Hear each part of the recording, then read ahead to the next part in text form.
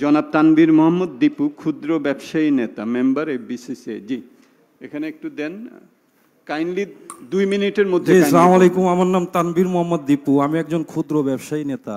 Basically ক্ষুদ্র ব্যবসায়ী আমরা যারা, আমাদের আসলে ওই একালেও যা পরকালেও তাই, বরঞ্চ এখন আরও চাঁদাবাজি যে হারে বাড়ছে, তো এই চাঁদাবাজদেরকে যদি নির্মূল করা হোক, নাইলে চাঁদাবাজিকে শিল্প হিসেবে ঘোষণা করা হোক। এটা গেল 1 নম্বর। 2 নম্বর হলো সরকারের কিছু সফলতা আছে, ব্যাংকিং সেক্টর, নির্বাচন আগামী দিনে হবে, তার একটা ডেডলাইন গাইডলাইন দেওয়া, সব মিলে সফলতা 50% আছে। আর নিরাপত্তাহীনতা, আমরা মারাত্মক অবস্থায় আছি। রাস্তাঘাটে আমাদের ব্যবসায়ীরা যে কি করুণ অবস্থায় আছে, রাত 12টা 11টার দিকে দোকান বন্ধ করে বাসা পর্যন্ত যাইতে গেলে বাসা পর্যন্ত পৌঁছাইতে পারবে কিনা সেটা আর বলা যাচ্ছে না।